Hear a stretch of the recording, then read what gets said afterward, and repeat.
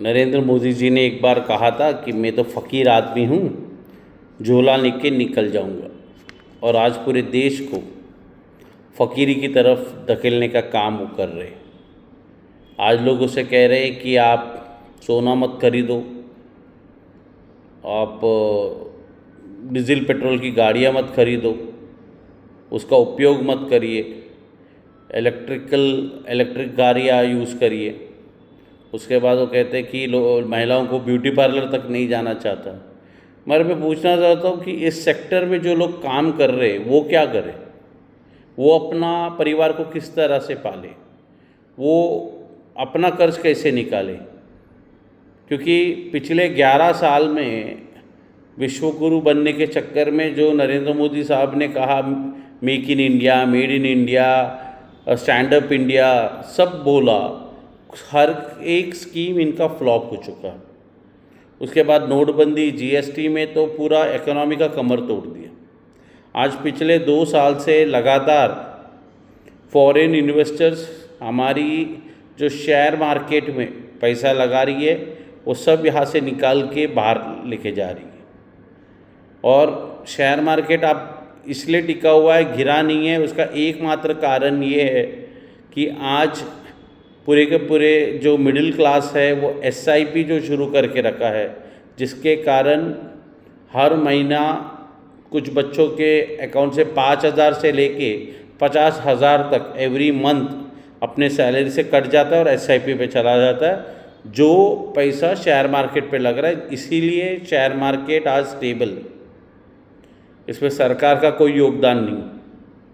और जो हरदीप पुरी जी है, जो पेट्रोलियम मिनिस्टर है, उन्होंने तो बार बार प्रेस कॉन्फ्रेंस लेके ये हमें इंडिकेशन दिया है कि बहुत जल्द ये लोग पेट्रोल और डीजल का प्राइस बढ़ाने वाले हैं। और इनके जो समर्थक हैं उनका ये कहना है कि HPCL, BPCL, Indian oil, Reliance, ऐसे जो पेट्रोलियम कंपनियां, इनको बहुत नुकसान हो रहा है रोज़ का 1,000 करोड़ का। तो मैं देश की आम जनता को ये बता देना चाहता हूँ कि ऑयल कितने रुपया में आता है, प्रोसेस में कितना खर्चा हो रहा है, उसके बाद इन्फ्लेशन के नाम पे लोग कितना मार्जिन रख रहे हैं, डीलर को कितना पैसा मिलता है, सेंट्रल गवर्नमेंट कितना टैक्स ले रहा है, स्टेट गवर्नमेंट कितना ले रहा है, और फाइनल प्राइस आपको क्या मिल रहा है। तो पेट्रोल की बात करें तो क्रूड ऑयल का 40 रुपया पर लीटर है, रिफाइनरी प्रोसेसिंग मार्जिन जो लोग रखते हैं मैन्युफैक्चरिंग का, तो वहाँ पे 7 से लेके 15 रुपया पर लीटर चार्ज आ जाता है। उसके बाद एक बफर मार्जिन ये लोग रखते हैं 10 रुपया का। डीलर के पास पेट्रोल डीजल ये पेट्रोल जो है 55 से 60 रुपया में आ जाता है। नरेंद्र मोदी जी की सरकार करीबन 55 से 60 रुपया में जो पेट्रोल आया उसके ऊपर 30% उन्होंने सेंट्रल एक्साइज लेते, सेस लेते, मतलब करीबन पर लीटर 19 से लेके 22 रुपया।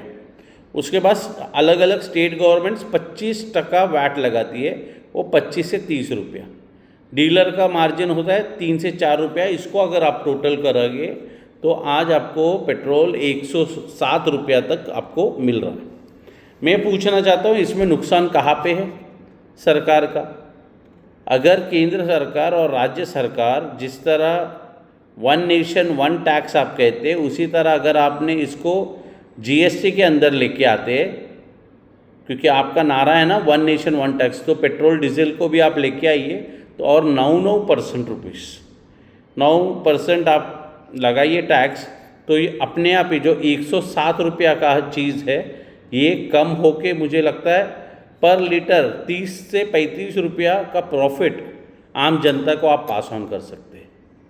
इसलिए ये आज आपके सामने रखा है, और भी ऐसे वीडियोस बनाएंगे, मगर देश की जनता को ये याद रखना है कोई भी पेट्रोलियम कंपनियां ये नुकसान में नहीं हैं। और जब यूक्रेन और रशिया का युद्ध था तो ये जो 40 रुपया लीटर पे मैं आपको कह रहा हूँ, ये इसके आधा भाव में उस समय आ रहा था, मगर तब देश की जनता को इन्होंने उसका बेनिफिट पास नहीं किया, किसी भी कंपनी ने, ना ही सरकार ने। इसलिए जनता को अब सड़क पे उतरना पड़ेगा, सोशल मीडिया में खुल के बाहर आना पड़ेगा और बताना पड़ेगा सरकार को कि आपकी ये मनमानी नहीं चलेगी।